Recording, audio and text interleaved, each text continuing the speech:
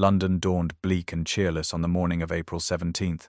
1851, grey clouds hanging low over the city like harbingers of sorrow, perfectly mirroring the heaviness in Lady Eleanor Blackwood's heart as she sat motionless at her dressing table, while her lady's maid, Margaret, arranged her chestnut hair with practiced hands. The modest townhouse on Berkeley Square, once the pride of the Blackwood family before financial ruin had forced them to lease most of their properties, felt particularly confining today of all days. Margaret gently remarked that her ladyship had barely touched her breakfast, concern evident in her voice as she secured another pin into the elegant coiffure she was creating, but Eleanor could only manage a wan smile in response, her grey eyes meeting her reflection with resignation. At 26, Lady Eleanor was considered firmly on the shelf by London society, her prospects diminished not only by her age, but by the scandal of her father's gambling debts 3 seasons prior. None of that would have mattered to Eleanor, had her heart not belonged wholly and completely to the one man she could never have,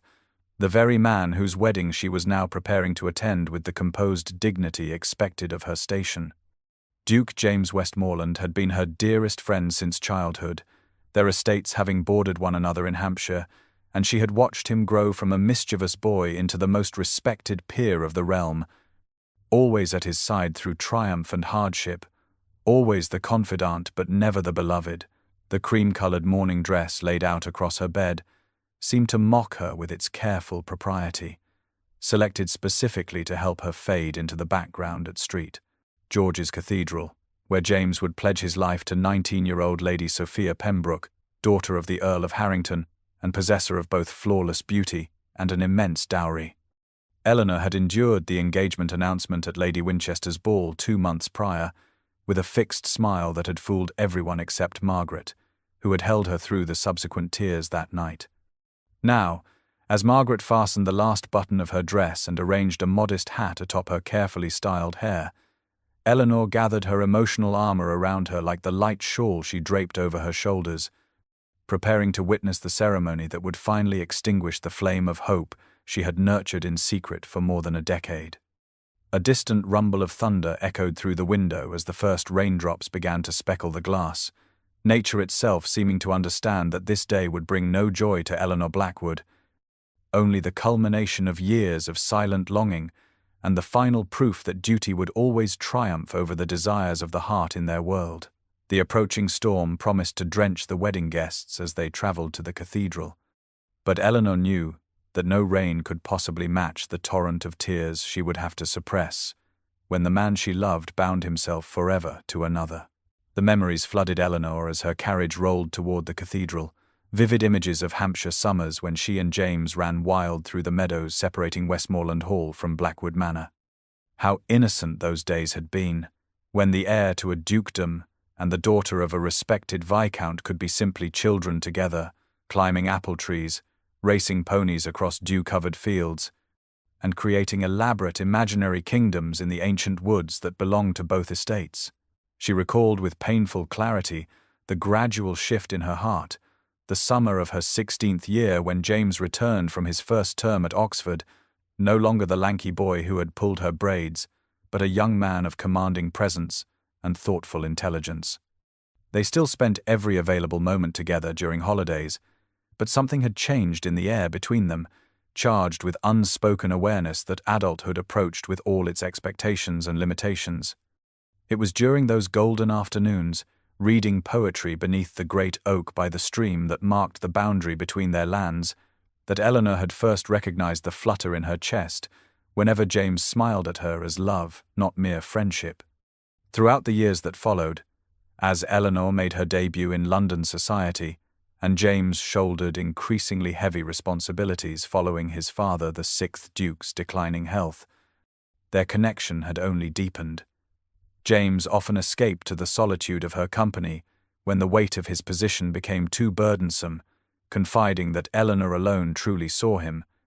not merely the title he carried or the fortune he commanded, but the man beneath with all his doubts and dreams. She had treasured those confidences, storing each shared moment like precious jewels in the vault of her memory, never daring to speak of her own feelings, understanding even then the impossibility of their situation. Society expected the Duke of Westmoreland to marry strategically, securing alliances with wealth and impeccable bloodlines, not to follow his heart to the daughter of a neighboring estate, however deep their connection. And then, 3 seasons ago, disaster had struck when Lord Blackwood, Eleanor's father, had lost the family fortune at the gaming tables, necessitating the sale of their beloved manor and a hasty retreat to the modest London townhouse that remained. The scandal had effectively removed Eleanor from the marriage market. Not that she had ever encouraged any suitors, her heart belonging irrevocably to James. Now, at 26, she was considered firmly on the shelf, her prospects diminished by both circumstance and the inexorable passage of time. James, meanwhile, had ascended to the dukedom upon his father's death last winter. The responsibilities of his position increased tenfold, including the expectation that he would soon secure the succession with an advantageous marriage. Lady Sophia Pembroke, with her youth, beauty, and substantial dowry, represented everything society demanded in a duchess, while Eleanor, despite the depth of their connection, represented everything it would reject. The constraints of their world had proven stronger than the bonds of their hearts, a bitter truth that Eleanor had been forced to accept when James had announced his engagement 2 months prior. The Blackwood carriage swayed gently over London cobblestones as the rain intensified, forcing elegant wedding guests to hurry beneath umbrellas toward the grand Westmoreland Cathedral, whose Gothic spires rose imperiously against the darkening sky. Lady Eleanor sat opposite her mother. The once grand Lady Blackwood, now reduced to wearing outdated finery, carefully maintained to preserve the illusion of prosperity, her lined face a study in practiced dignity, despite their diminished circumstances. The Countess leaned forward, adjusting a stray lock of hair that had escaped from beneath Eleanor's hat, reminding her daughter in hushed tones that the Tun would be watching closely today, scrutinizing how she bore this particular trial, and that above all she must remember her dignity. Eleanor nodded obediently, though inwardly she wondered how one maintained dignity while watching one's heart shatter into irretrievable pieces. The rain lashing against the carriage windows seemed to mock her composure, each droplet a reminder of the tears she refused to shed. Her thoughts drifted unbidden to that terrible evening at Lady Winchester's ball, when James had announced his engagement, the moment frozen perfectly in her memory, like an insect trapped in amber. He had stood tall and handsome in his formal attire, making the announcement with the perfect aristocratic composure expected of his station, while Sophia had smiled triumphantly at his side, her 19 years and flawless beauty, a stark contrast to Eleanor's more mature presence. Eleanor had maintained her composed smile throughout the congratulations, the toasts, the endless parade of well-wishers, even managing to offer her own felicitations to the happy couple without betraying the devastation raging within her breast. James had looked at her with an unfathomable expression when she approached, something like regret flickering briefly in his blue eyes before being subsumed by the mask of ducal serenity he had perfected since taking the title. Later, she had overheard 2 matrons discussing how the new Duke had finally done his duty, selecting a bride who would bring both beauty and fortune to the ancient Westmoreland line, securing the succession with a young wife likely to provide multiple heirs. Eleanor understood with painful clarity that James, like herself, had been raised to place duty above personal inclination, to sacrifice individual happiness for the greater good of family legacy and societal expectation. The carriage slowed as they approached the cathedral, where a line of black carriages already disgorged members of the highest echelons of society gathered to witness the union of 2 great houses. Through the rain-streaked window, Eleanor caught a glimpse of the cathedral interior, ablaze with hundreds of candles that somehow failed to dispel the growing gloom of the storm outside. Her mother squeezed her gloved hand briefly, perhaps the only acknowledgement she would ever make of understanding her daughter's pain, before arranging her features into the serene mask of social propriety that had become second nature to them both. As a footman opened their carriage door, Eleanor steeled herself for the performance ahead, gathering the fragments of her breaking heart behind a facade of perfect composure, just as James had undoubtedly done when choosing duty over what might have been. Westmoreland Cathedral stood resplendent despite the gloom outside, its vaulted ceilings soaring heavenward above hundreds of aristocratic heads, the ancient stone walls transformed by thousands of white roses and burning tapers that cast a golden glow upon the assembled peerage of England. Crystal chandeliers suspended from ornate chains illuminated the nave where footmen in Westmoreland livery guided guests to their appointed places, the air heavy with expensive perfumes, beeswax, and the subtle rustling of silk as ladies adjusted their finery. Eleanor followed her mother to their seats, positioned respectably near the middle of the cathedral, not close enough to suggest intimate connection with the wedding party, yet not so far back as to imply social insignificance, a careful placement that spoke volumes about their precarious standing in society. From this vantage point, Eleanor had a clear view of the altar, where James stood in silent contemplation, resplendent in his formal attire, the dark blue coat emphasizing the breadth of his shoulders, his golden hair gleaming in the candlelight. Even from a distance, she could discern the tension in his stance, the slight rigidity of his aristocratic profile as he conversed briefly with his best man, the Marquess of Halford. Eleanor wondered if anyone else noticed this subtle discomfort, or if her intimate knowledge of his expressions, earned through years of friendship, gave her unique insight into his state of mind. She arranged her features into a serene mask, nodding graciously to acquaintances who glanced her way, pretending not to notice the speculative looks that occasionally darted between herself and the groom. The orchestra, positioned in the cathedral loft, began playing softly, signaling that the ceremony would soon commence, and the assembled guests settled into expectant silence. The music swelled dramatically as the cathedral doors swung wide to admit the bridal procession, a parade of young ladies in pale blue gowns escorting Lady Sophia Pembroke toward her future. The bride appeared like a vision from a fairy tale, her magnificent gown of silver-embroidered ivory silk seeming to float around her slender form, the Richmond family diamonds glittering at her throat and woven through her golden curls, her youth and beauty undeniable in the soft candlelight. Yet, as she processed slowly toward the altar, Eleanor caught the calculating coldness in her blue eyes, the triumph in her perfect smile, revealing that this match represented conquest rather than connection. The contrast struck Eleanor forcefully as she watched James turn to receive his bride, his expression inscrutable as he executed a perfect formal bow. How different his demeanor was now from the uninhibited joy she had witnessed when they rode across Hampshire fields together, or the vulnerable trust when he confided his fears and dreams by firelight at Blackwood Manor. This union before them represented everything society valued: wealth joined to wealth, beauty to position, ancient name to impeccable breeding. Yet Eleanor alone seemed to recognize the absence of the one element that could not be arranged by ambitious families or negotiated in marriage settlements, the genuine understanding that flourished only in the fertile soil of true connection. The ancient words of the marriage service echoed through the cathedral as the Bishop of London intoned each solemn phrase with practiced gravity, his voice carrying to the farthest corners of the sacred space, where even the most distant guests could witness the binding of two great houses.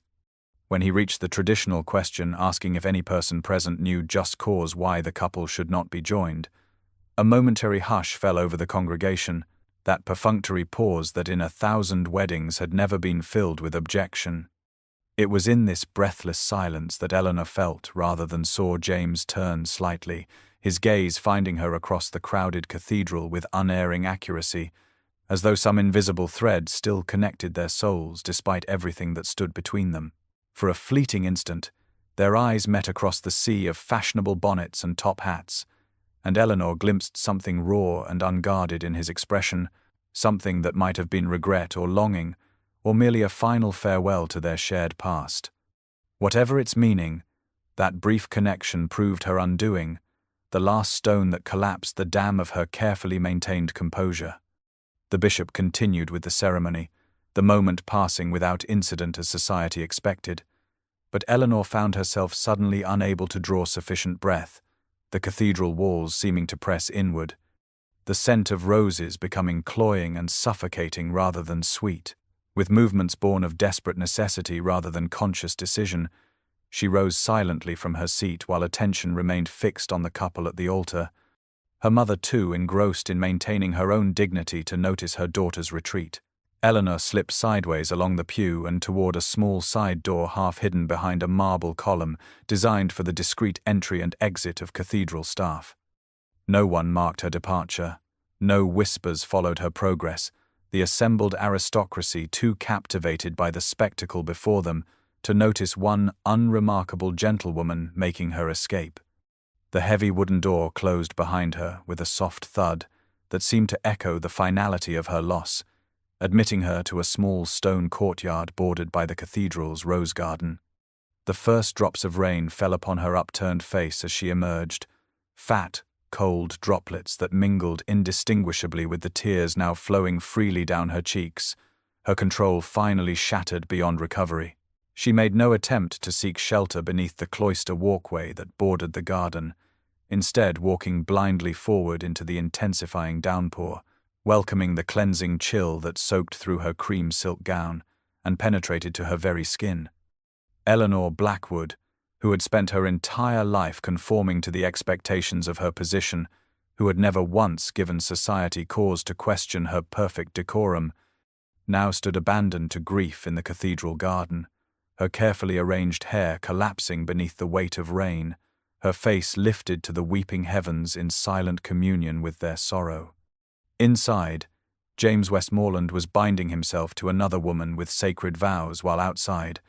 Eleanor finally surrendered to the torrent of emotion she had suppressed for years, her silent sobs matched by the steady rhythm of rain that would soon drench her to the bone. The rain fell in earnest now, transforming from gentle drops to sheets of water that plastered Eleanor's fine cream silk to her body like a second skin, the delicate fabric growing translucent and heavy against her slender frame. She made no move to seek shelter, standing instead with arms slightly outstretched among the rose bushes, whose blooms bent under the weight of the downpour, their sweet fragrance intensified by the rain. Water streamed down her face, indistinguishable from the tears that flowed without restraint, now that she had abandoned all pretense of composure. The elegant coiffure that Margaret had so carefully arranged that morning collapsed entirely, sending pins scattering and allowing her chestnut locks to tumble down her back in sodden waves. Eleanor welcomed the physical discomfort,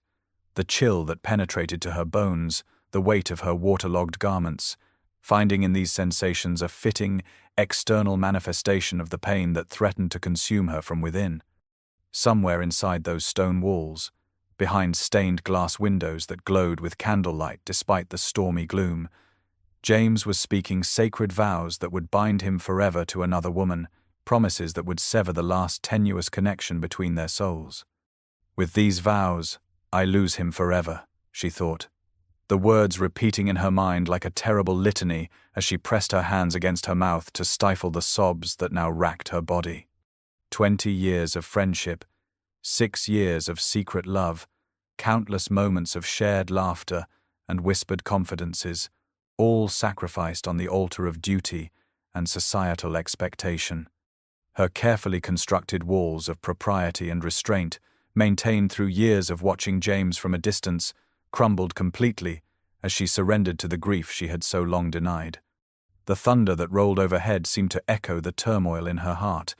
nature itself acknowledging the magnitude of her loss as lightning briefly illuminated the garden in stark relief. Eleanor thought fleetingly of her mother, who would surely be mortified by her disappearance and subsequent disheveled state,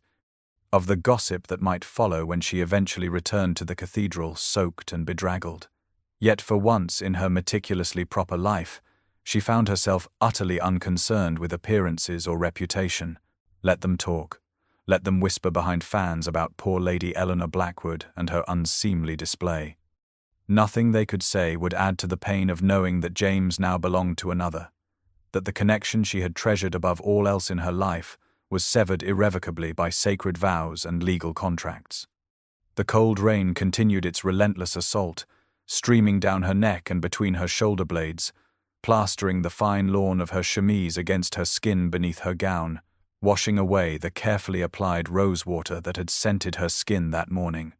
She stood with face tilted upward, allowing the downpour to cleanse her as though she might somehow wash away not just the evidence of her tears, but the very love that had sustained and tormented her for so long. Within the candlelit splendor of Westmoreland Cathedral, James stood at the altar beside his bride, his expression a carefully maintained mask of ducal dignity, as he repeated the sacred vows that had bound generations of his ancestors. The ceremony progressed with the stately rhythm expected of such an occasion, each response delivered with appropriate gravity until the moment came for his final pledge, the irrevocable words that would bind him to Lady Sophia for all his days. The bishop looked at him expectantly, the ancient prayer book held open to display the words James had memorized weeks before, yet suddenly his throat constricted, the vow lodged immovably behind lips that refused to part. Something drew his gaze from the altar toward the congregation, an inexplicable awareness pulling his attention to a particular spot in the middle of the cathedral where Eleanor had been seated beside her mother. The empty space where she should have been struck him with unexpected force,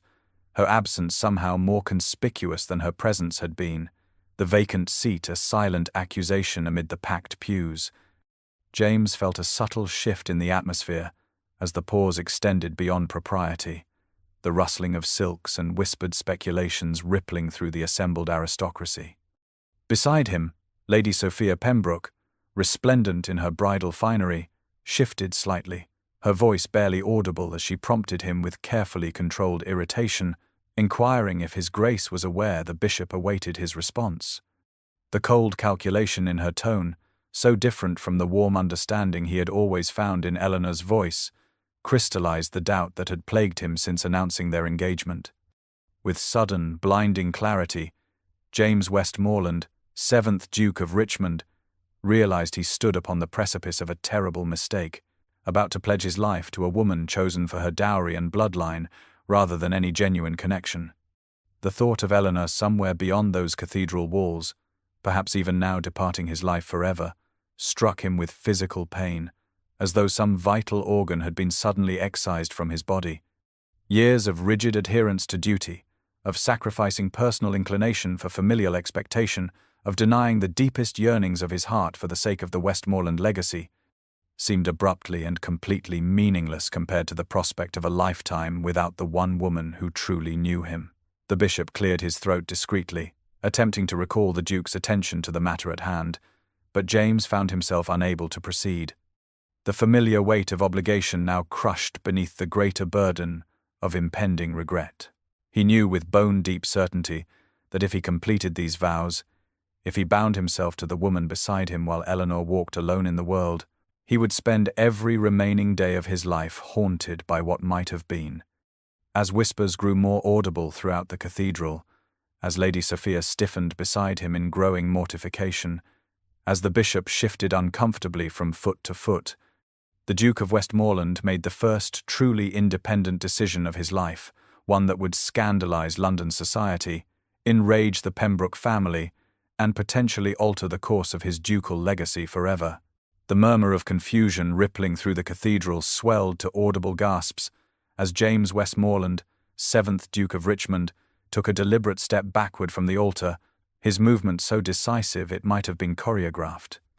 The bishop faltered mid-sentence, prayer book trembling slightly in his aged hands as James turned to face his bride, his expression transformed from aristocratic reserve to resolute certainty.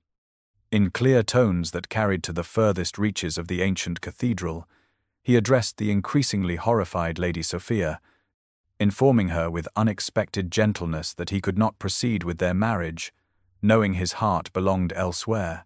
that to do so would dishonor them both. Lady Sophia Pembroke, her face flushing crimson beneath her delicate veil, recoiled as though struck, while behind her the assembled wedding party stood frozen in tableau of collective shock. From the front pew, the Countess of Harrington, Lady Sophia's mother, released a strangled cry before collapsing in a cascade of lavender silk and ostrich feathers, attended immediately by fluttering ladies with vinaigrettes and smelling salts. The Duke of Halford, James' paternal uncle and closest living relative, surged forward with remarkable speed for a man of his years,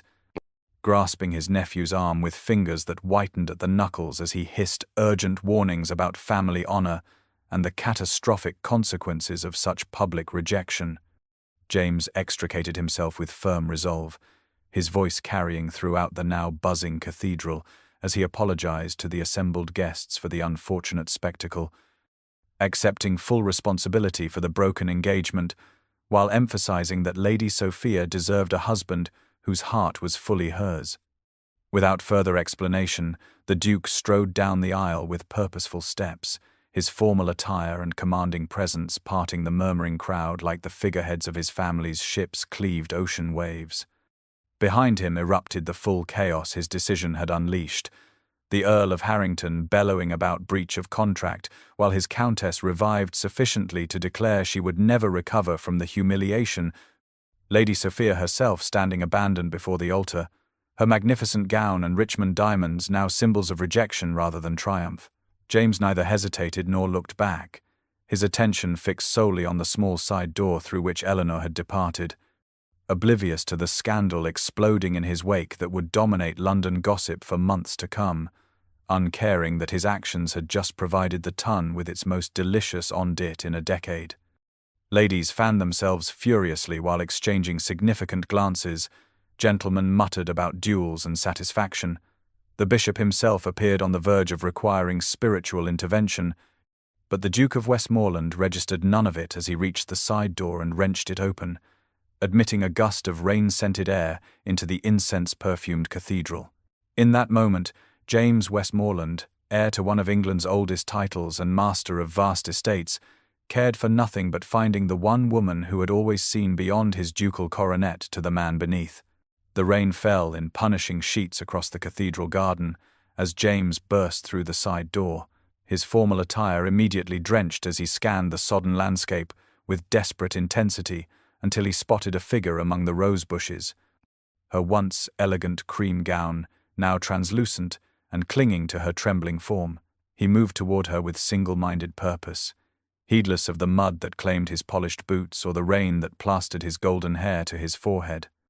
Eleanor turned at the sound of his approach, her tear-streaked face registering first shock, then confusion, then something like terror, as she recognized the man who should at this very moment be completing his wedding vows. "Ellie," he called, using the childhood name no one else had ever been permitted to use, his voice rough with emotion as he confessed that he had been a coward, that he had nearly made the greatest mistake of his life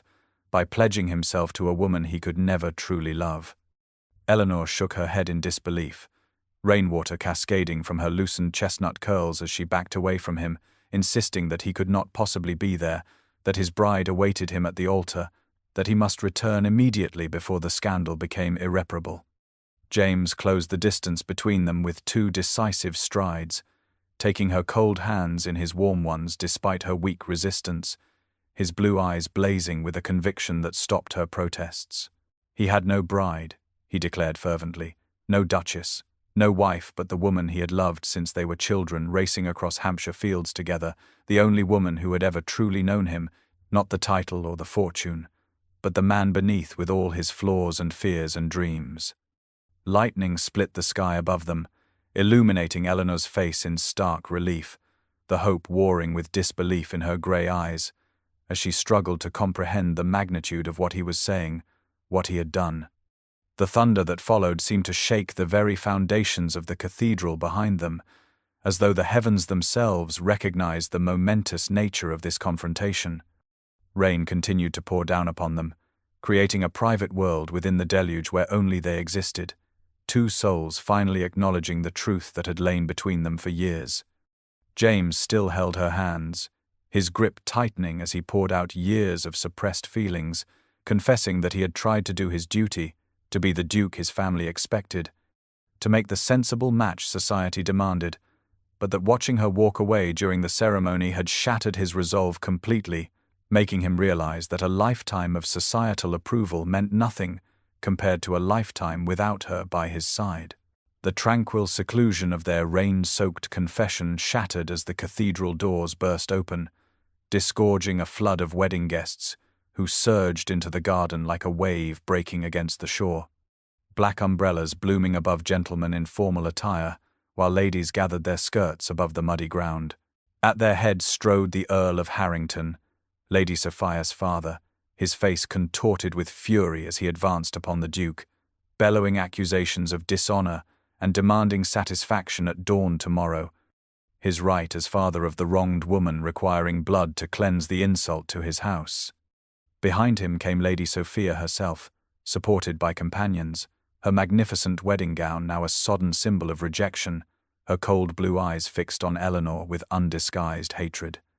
The Duchess of Halford, James' aunt, pressed forward to grasp his arm, imploring him to return to the cathedral, insisting that this momentary madness could still be rectified if he would only come to his senses. From the edge of the gathering crowd emerged Lady Blackwood,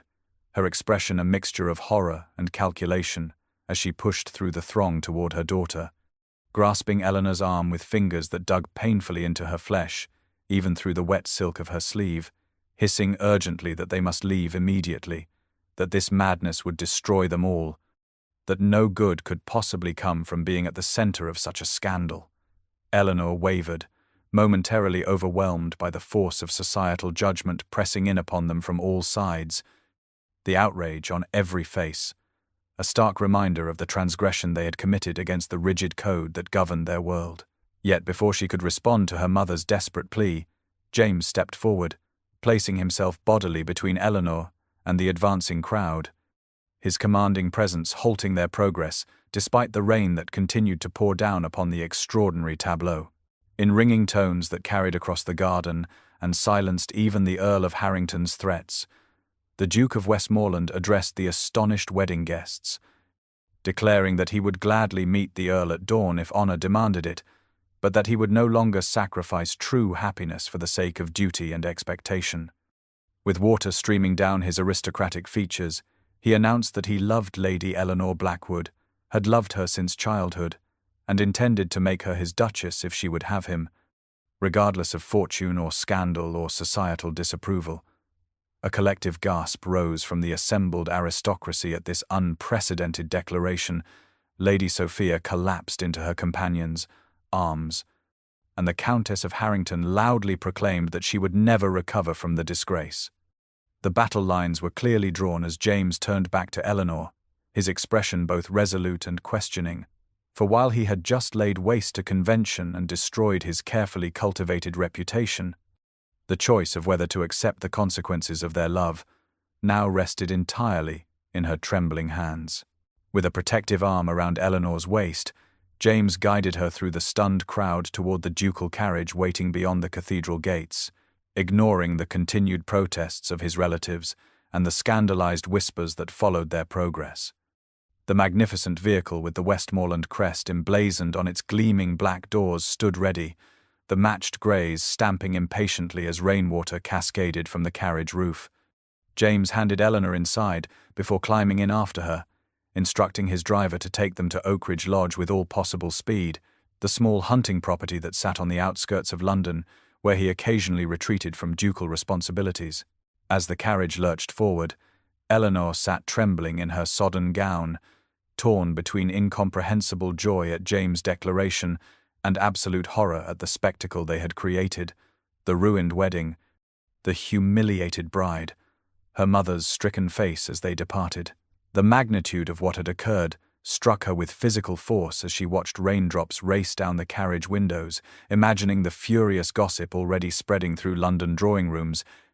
the social exile that surely awaited them both, the potential duel that might claim James' life before they could even begin whatever future he envisioned. Seeing her distress, James moved to sit beside her, taking her cold hands in his warm ones, his voice gentle as he explained that he had agreed to marry Sophia primarily to fulfill a promise to his father, who in his final days had extracted a vow that James would secure the succession with a suitable match. The old Duke had specifically mentioned the Pembroke girl, whose dowry would restore certain estates that had fallen into disrepair and whose youth promised many heirs for the Westmoreland line. James had given his word, believing that duty required the sacrifice of personal happiness, convincing himself that contentment might eventually grow from mutual respect if not from love. But standing at the altar, seeing Eleanor's empty seat, he had finally understood the magnitude of his error, recognizing that no sense of obligation could justify binding himself forever to one woman while loving another. The carriage eventually turned onto a narrow lane bordered by ancient oaks, approaching a modest stone structure nestled among the trees, far humbler than the grand Westmoreland Hall, yet possessing a sturdy charm that spoke of refuge and simplicity. Inside, a small staff maintained the hunting lodge in constant readiness for their master's unexpected visits, quickly lighting fires in the hearths and bringing dry clothing, while Eleanor was shown to a comfortable bedchamber to change from her ruined finery. Later, sitting before the blazing fire in the lodge's small parlor, wearing a borrowed dressing gown several sizes too large for her slender frame, Eleanor watched the steam rise from her cup of hot tea and allowed herself to truly believe, for the first time, that the impossible might actually have happened, that the man she had loved in silent resignation for so long had somehow miraculously chosen her above all others. The hunting lodge transformed as evening descended, its modest stone walls now aglow with firelight that danced across polished oak panels and cast long shadows into the corners of the small parlor where Eleanor and James sat side by side on a worn leather settee. Outside, the storm continued its assault, rain lashing against leaded windows while wind howled through ancient oaks, nature itself providing a dramatic backdrop to the extraordinary events of the day. Within this sheltered space, time seemed suspended as they sat in companionable silence, the crackling hearth and occasional rumble of distant thunder, the only sounds breaking the stillness between them. Eleanor gazed into the flames, gathering courage before finally confessing the truth she had guarded for so long, that she had loved him for years, since that summer, when he returned from Oxford, no longer a boy, but a man whose smile could illuminate her darkest moments. Her voice trembled slightly, as she admitted how she had believed herself unworthy after her family lost their fortune, convinced that her advanced age and diminished circumstances rendered her unsuitable for the Duke of Westmoreland, despite their lifelong connection. James listened with growing wonder, his hand finding hers atop the faded velvet cushion between them, his fingers entwining with hers as he revealed his own carefully guarded secret, that his feelings for her had evolved from childhood friendship to something deeper and more profound years ago. He had convinced himself that Eleanor saw him only as a friend, a confidant, perhaps even a brother, never daring to hope she might return the love that had grown in his heart with each passing season. The firelight caught the gleam of moisture in his eyes as he described how he had tried to resign himself to duty, to the match his father had arranged, believing that sacrificing his own happiness was simply the price of his position. Moving closer, he raised her hand to his lips, his voice fervent as he vowed he would rather face society's scorn with her than endure a lifetime of emptiness without her, that no duchy, no fortune, no ancestral legacy could possibly compensate for the absence of true connection. Eleanor trembled at his words, still scarcely able to believe that the impossible had somehow transformed into reality, that the man she had loved in silence for so long had chosen her above all considerations of duty and expectation. As the storm reached its crescendo outside, howling like the scandalized voices of London society they had defied, James leaned forward to press his forehead gently against hers, creating a moment of perfect stillness at the center of the turbulence that surrounded them. In that intimate connection, unspoken promises passed between them, a shared understanding that whatever challenges awaited beyond the shelter of this refuge, they would face them together, their bond forged through years of friendship, now strengthened by honestly acknowledged love. Dawn broke over the hunting lodge, with tentative golden fingers of light pushing through the storm clouds that had exhausted themselves overnight, revealing a landscape washed clean, but bearing the evidence of nature's fury in fallen branches and scattered leaves. Eleanor descended the narrow staircase in borrowed clothing, her own gown still damp from yesterday's deluge, to find James already dressed and standing before the parlor window, his broad shoulders tense beneath his informal morning coat. Their shared breakfast was a quiet affair, filled with gentle glances and the occasional brush of fingers, both still adjusting to the astonishing transformation in their circumstances, until the sound of carriage wheels on gravel shattered their peaceful interlude.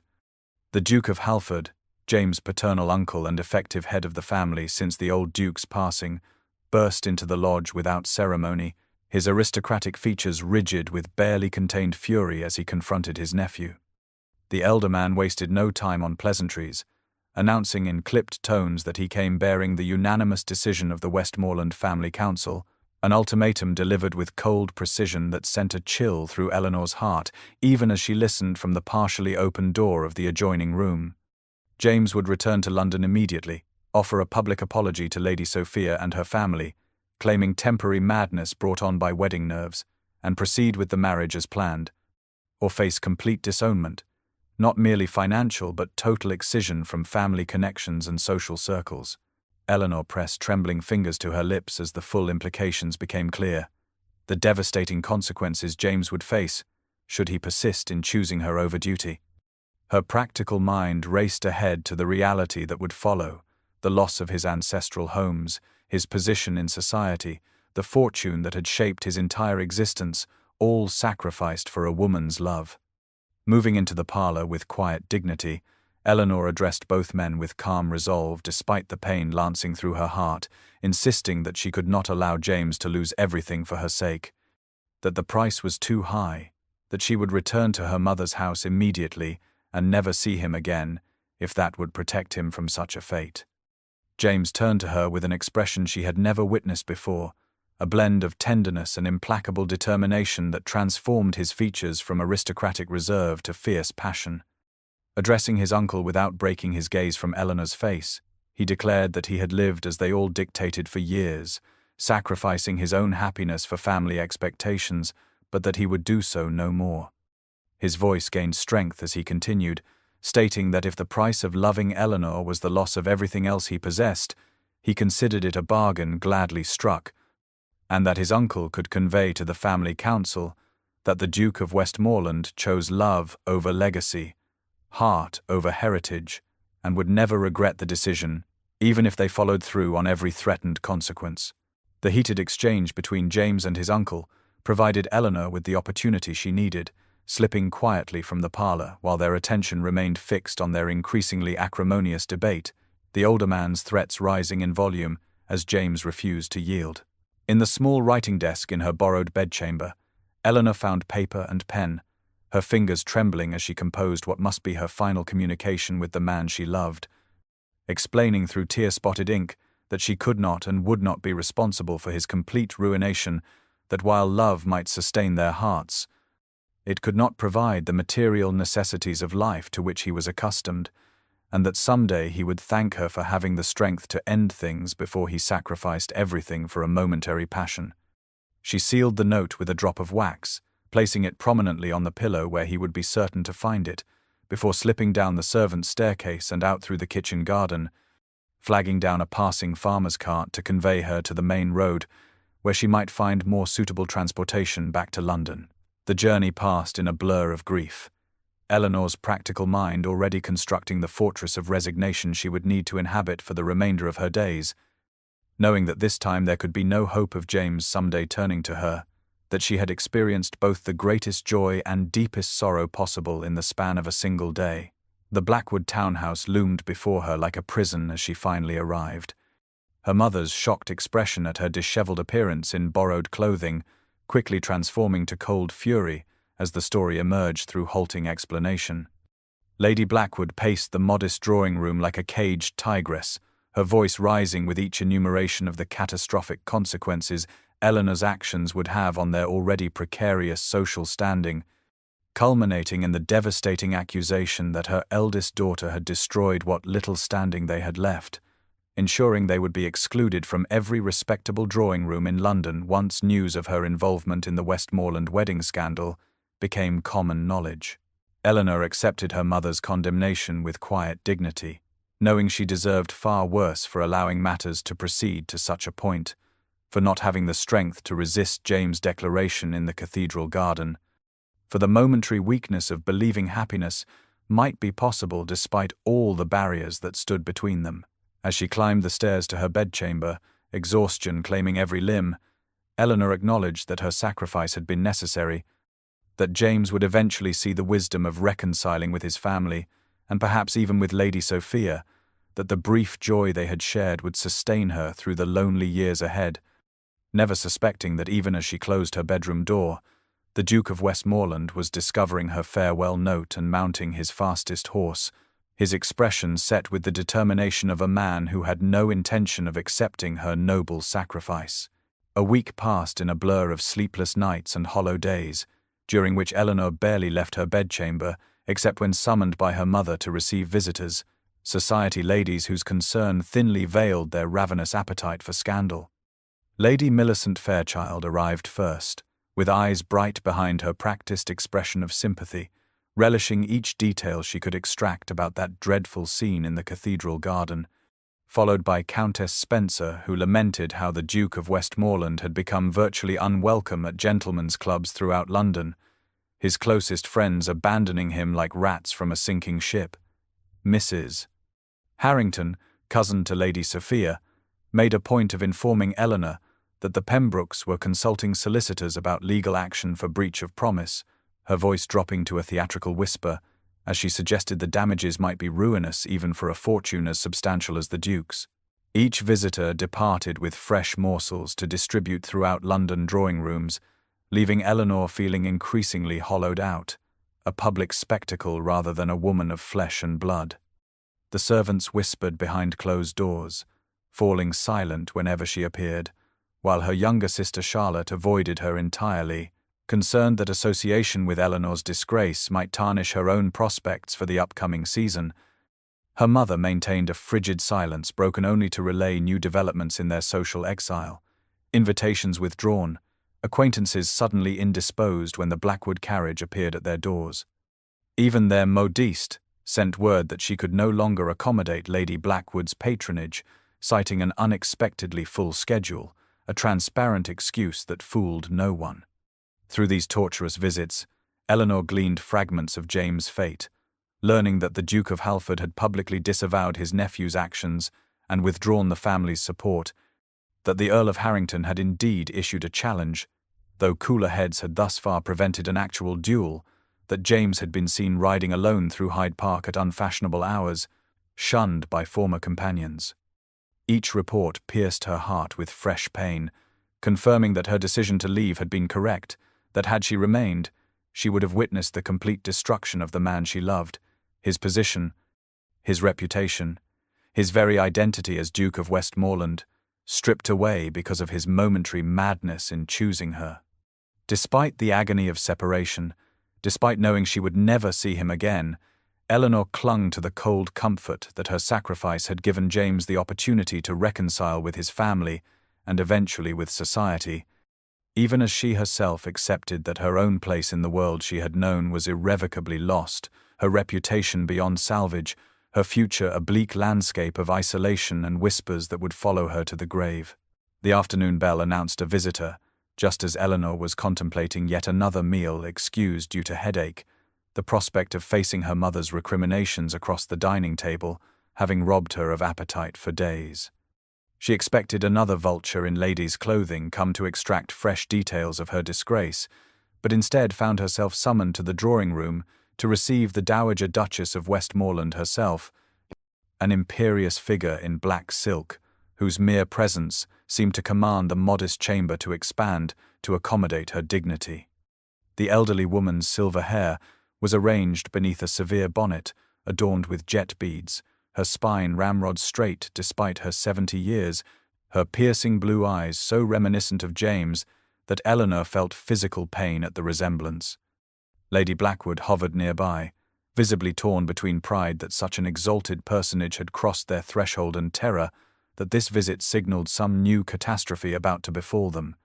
The Dowager wasted no time on pleasantries, dismissing Lady Blackwood with a regal wave before fixing Eleanor, with a penetrating gaze that seemed to strip away all pretense, all social artifice, leaving her feeling utterly exposed before this formidable woman. "So," declared the Duchess in tones that suggested she was accustomed to immediate compliance, "you're the woman brave enough to save my grandson from a loveless marriage." The unexpected assessment momentarily robbed Eleanor of speech, her carefully prepared apologies dying unspoken on her lips as the Dowager continued, her aristocratic accent crisp as she informed Eleanor that James had been searching for her since discovering her note, that he had refused all attempts at reconciliation with either his family or the Pembrokes, and that the foolish boy was proving remarkably stubborn about the whole affair. Eleanor managed to stammer that she had only sought to prevent his complete ruination, to which the dowager responded with a short bark of laughter entirely at odds with her dignified appearance,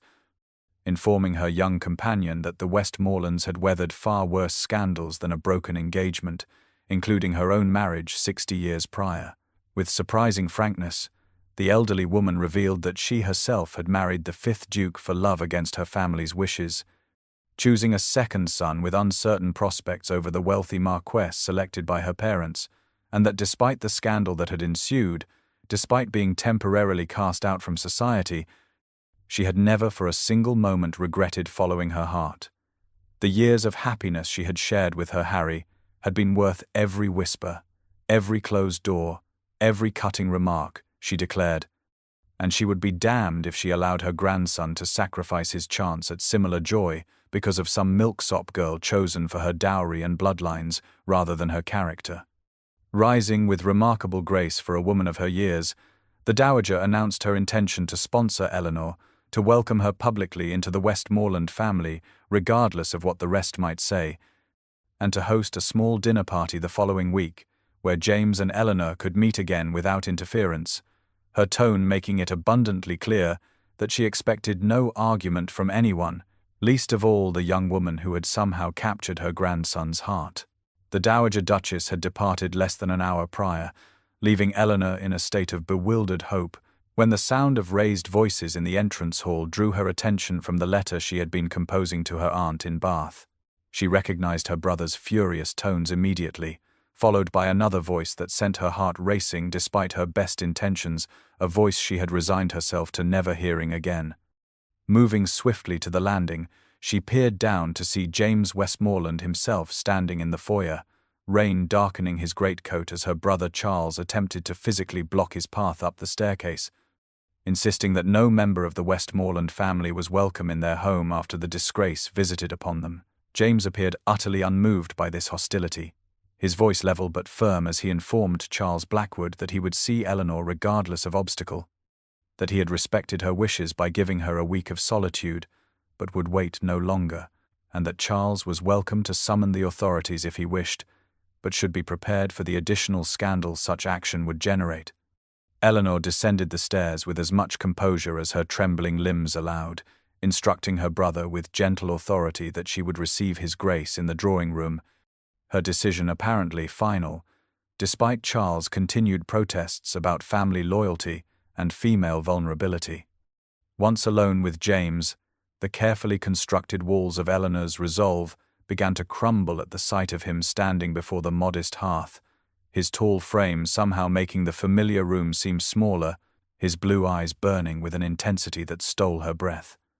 Without preamble, James crossed the space between them in 3 decisive strides, then astonished her completely by lowering himself to one knee before her, taking her cold hand in his warm one as he produced a small velvet box from his waistcoat pocket. Inside, nestled a ring of exceptional beauty, an emerald surrounded by diamonds in an antique setting that Eleanor instantly recognized as belonging to the Dowager Duchess herself, the very woman who had departed her house so recently. James spoke without hesitation, his voice steady as he declared that he should have done this years ago, that he had wasted precious time trying to be the Duke everyone expected rather than the man his heart urged him to be, that he had searched for her since discovering her note, refusing to accept her sacrifice, regardless of how nobly intended. He dismissed the concerns that had prompted her departure, informing her that his grandmother had pledged her support, that his fortune was primarily his own rather than entailed with the title, and most importantly, that he cared nothing for society's opinion, compared to the prospect of a lifetime without her. The proposal hung between them, heartfelt and unambiguous, as Eleanor stood momentarily frozen by the magnitude of the choice before her, knowing that accepting would mean facing continued scandal, yet unable to deny the love that had sustained her through years of silent longing, now offered openly by the only man who had ever held her heart. The Dowager Duchess of Westmoreland transformed her London residence into a spectacle of magnificence for the first grand ball of the autumn season. Crystal chandeliers ablaze with hundreds of candles, illuminating reception rooms decorated with hothouse blooms and staffed by footmen in full livery. Society had buzzed for weeks about the unprecedented invitation that named Lady Eleanor Blackwood and the Duke of Westmoreland as honoured guests of the formidable Dowager,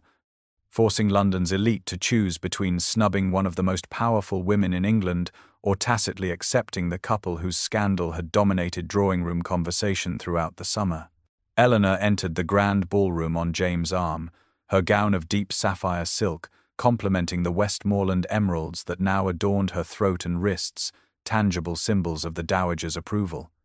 The initial hush that greeted their appearance gradually gave way to murmurs of curiosity as the elderly Duchess personally led Eleanor through the receiving line, introducing her with pointed emphasis as my grandson's betrothed to each arriving guest, her arctic glare silencing any who might have contemplated refusing the younger woman's hand.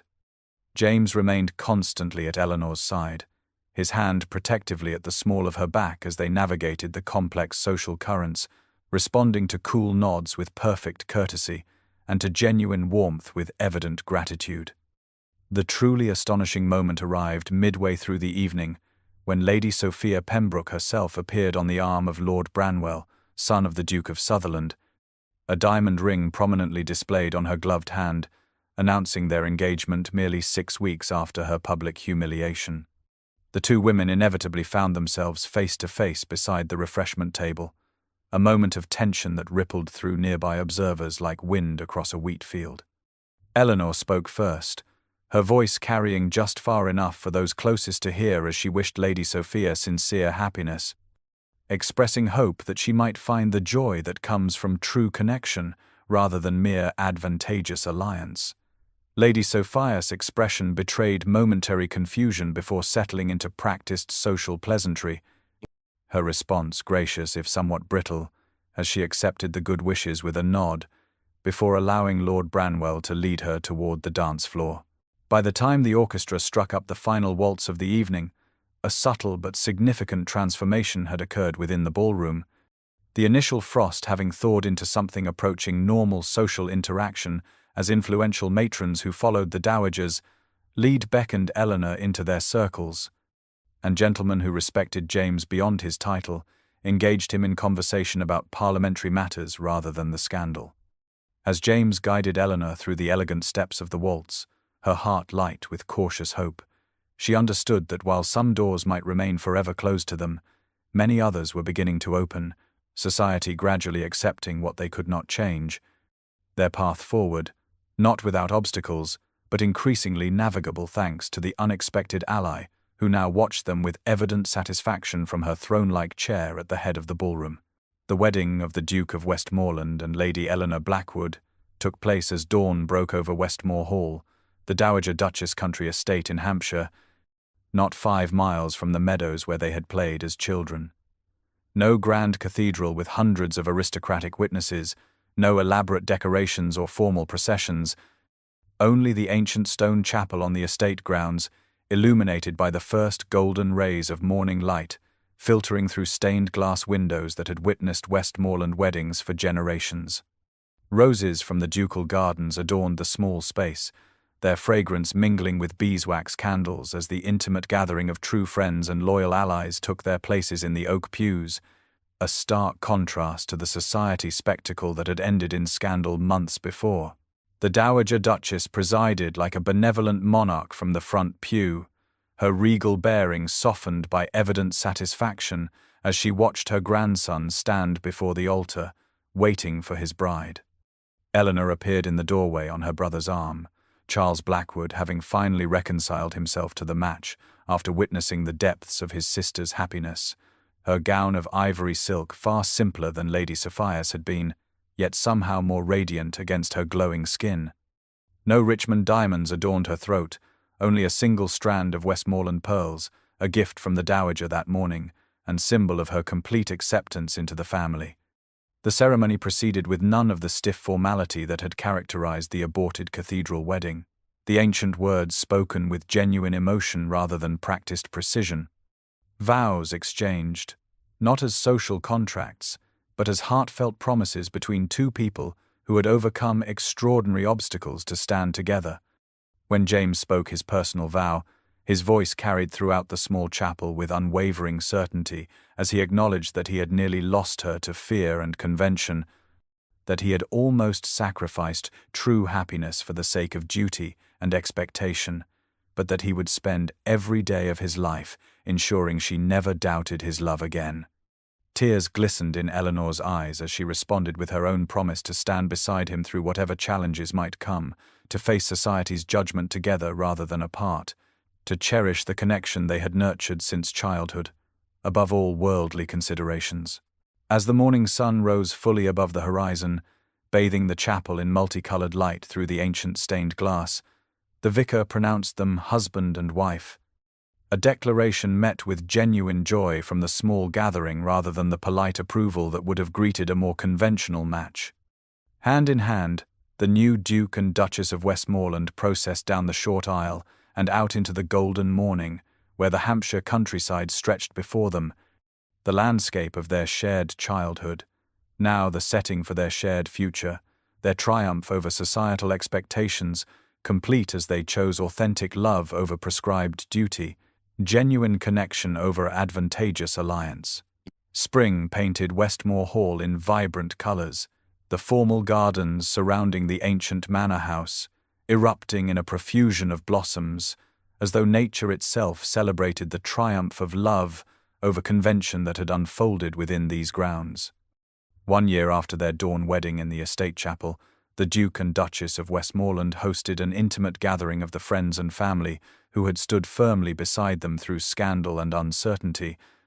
their loyalty now rewarded with the warm hospitality of a couple whose happiness radiated from every glance, every touch, every shared smile. Society had gradually accepted what it could not change. The scandal fading as newer, more shocking ondits claimed the attention of drawing-room gossips. Invitations to the most prestigious events once again arriving at Westmore Hall, though the Duke and Duchess selected carefully which they would honor with their presence. Eleanor moved among their guests with serene grace, her simple gown of spring green silk complementing the glow of impending motherhood, one hand often resting protectively on the gentle swell of her abdomen, where the Westmoreland air grew stronger each day. The Dowager Duchess observed from her favorite garden bench with evident satisfaction, receiving the congratulations of guests who acknowledged her foresight in supporting the match that had scandalized London but now produced the continuation of the family line. As twilight descended on the gathering, casting long shadows across the lawn where they had played as children, James guided Eleanor to the small rose garden that had been her favorite retreat since taking residence at Westmore Hall. Among the blooming flowers whose fragrance perfumed the evening air, he drew her into his arms, his expression tender as he placed his hand beside hers over their unborn child. In quiet tones meant for her ears alone, he confessed that he thanked God every day for the rain that had washed away his blindness that day at the cathedral, the storm that had revealed what truly mattered beyond duty and expectation. Eleanor leaned against his solid strength, reflecting with wonder on how the moment of her greatest pain, sobbing in the rain outside his wedding, had ultimately led to her greatest joy, as though the universe had required that crucible of suffering to forge the happiness they now shared. From their position in the rose garden, they could see their gathered friends raising glasses in toast on the terrace, loyal allies who had weathered the storm alongside them, while beyond the estate boundaries lay the society that had nearly destroyed them but now grudgingly accepted their union. The setting sun cast a golden glow over Westmore Hall as James bent to kiss his wife, the Duke and Duchess standing together amid blooming roses, their defiance of convention vindicated by the depth of their connection and the new life that would soon join them, final proof that true love could indeed triumph over the rigid expectations of their world.